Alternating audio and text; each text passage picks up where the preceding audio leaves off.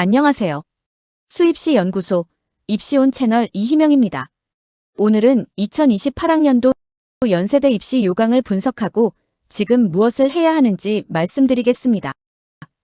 결론부터 말씀드리면 일반고 학생과 특목고 학생 모두에게 지원할 만한 진입 장벽이 낮아졌습니다. 그래서 경쟁률은 더 치열해질 것으로 예상됩니다. 또한 서울대와 마찬가지로 정시 인원이 대폭 줄고 수시 인원이 늘었습니다. 2028년도 연세대 수시는 교과 전형인 추천형과 학종인 종합인재형, 새롭게 신설된 탐구형 인재가 있습니다. 그리고 수능 최저가 적용되는 논술 전형이 있습니다. 정시에서는 학생부의 전형 방식이 변경되었습니다. 그럼 27년도와 무엇이 달라졌는지 살펴보겠습니다. 27년도에는 표준 편차가 반영되어 같은 1등급이라도 석차백 분율에 따라 다른 평가를 받았습니다. 그러나 28년도는 1등급 70점, 2등급 63점, 성취도 A는 30점, B는 27점으로 등급별, 성취도별 점수가 고정됩니다.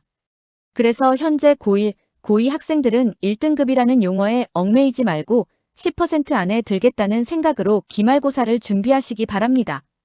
왠지 1등급이라고 하면 부담감이 더 커져 집중하지 못하게 됩니다. 그렇다고 대충 하라는 뜻은 아닙니다.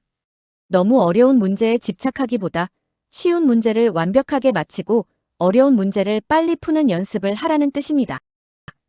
또한 교과를 등급과 성취도로만 평가하다 보니 상위권 학과에서는 동점자가 발생할 것입니다.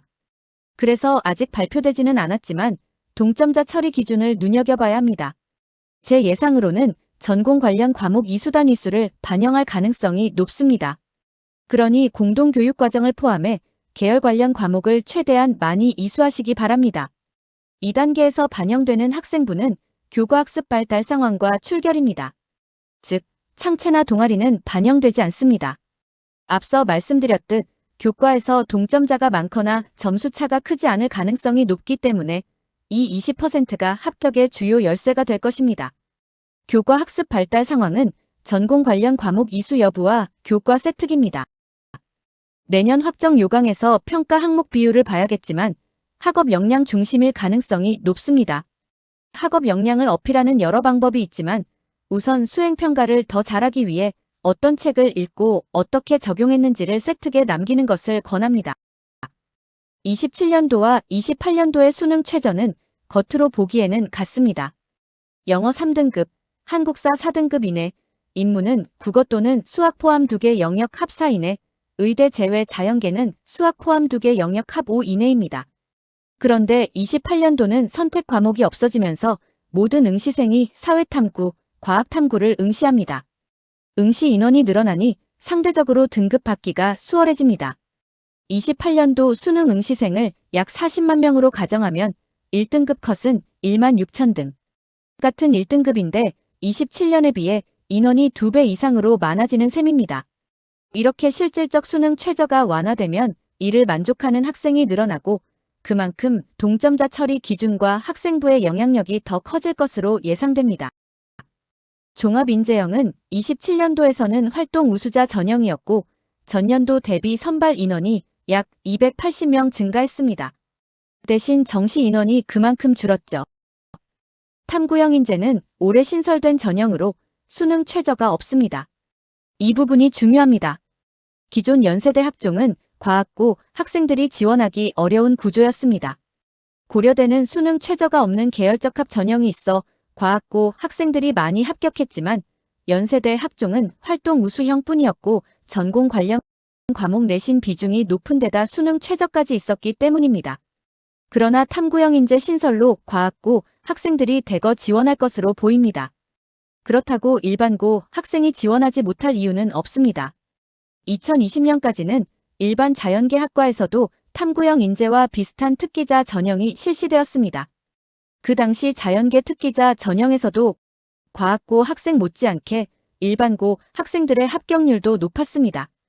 이 기조가 이어질지는 내년 확정 요강의 평가 항목 반영 비율을 살펴봐야 알 수 있습니다.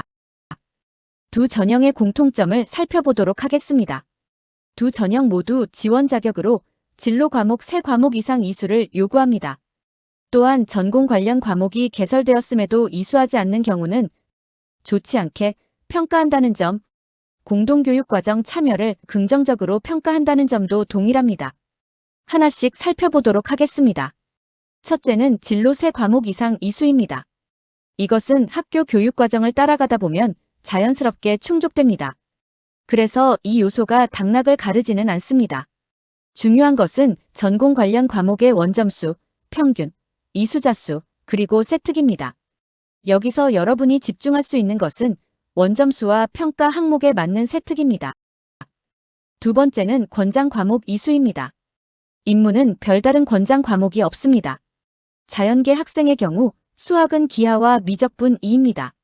중요한 것은 개설되어 있음에도 이수하지 않은 경우와 개설되어 있지 않아 이수하지 못한 경우를 다르게 평가한다고 명시했습니다. 즉, 전공 관련 과목인데 어려워서 피했다면 불이익을 받을 가능성이 큽니다. 대표적인 과목이 물리입니다. 많은 학생들이 물리를 어려워서 선택을 하려 하지 않는 경우가 꽤 있습니다.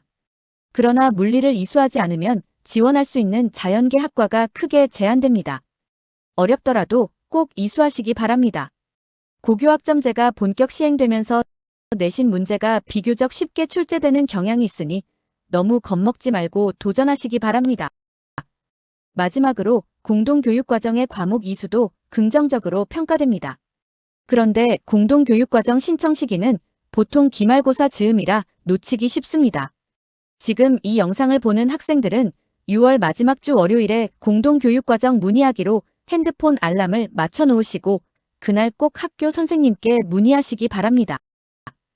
이제 두 전형의 차이점을 살펴보도록 하겠습니다. 대부분 대학의 학종은 두 가지 형태가 있습니다.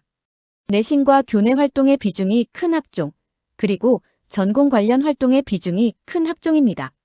종합인재형이 전자, 탐구형 인재가 후자에 해당합니다. 그래서 탐구형 인재는 주로 과학고 학생 또는 일반고 학생 중 압도적인 내신과 적절한 전공 관련 활동을 갖춘 학생이 지원할 것으로 보입니다. 지금까지 쌓아온 내신과 학생부의 전공 관련 활동, 교내 활동을 점검하면서 종합인재형과 탐구형 인재 중 어느 쪽에 집중할지 지금부터 고민해야 합니다.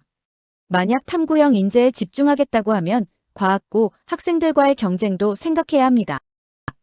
마지막으로 28년도 연세대 정시입니다. 의예과를 제외하고 수능 90%, 학생부 10%가 반영됩니다.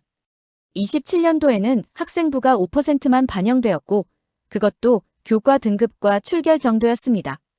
그러나 28년도는 학생부 반영 비율이 10%로 늘었고 단순 등급 점수가 아닌 교과 학습 발달 상황과 출결이 반영됩니다. 다만 수능 점수가 표준 점수로 반영되기 때문에 학생부의 영향력이 커졌다고는 해도 여전히 수능이 당락의 핵심일 것입니다. 또한 정시 모집 인원이 약 280명 감소했기 때문에 경쟁률과 점수 컷은 상승할 것으로 보입니다. 학과별로 영역별 반영 비율이 다르므로 수능 점수를 보고 본인에게 유리한 방향으로 지원하면 됩니다.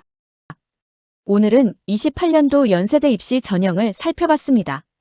앞 영상에서도 말씀드렸지만 학생이 어느 대학에 가고 싶은가 보다 대학이 그 학생을 뽑고 싶어야 합니다. 여러분이 지금 해야 할 일은 두 가지입니다. 첫째, 기말고사에 집중해서 10% 안에 들자는 목표로 공부하기. 둘째, 쇼츠를 포함한 제 영상들을 보면서 평가 항목에 맞는 구체적 사례를 학생부에 기록으로 남기기입니다. 다음 영상에서는 2028 고려대 입시 요강으로 찾아뵙겠습니다. 이상 수입시 연구소 입시온 채널 이희명이었습니다.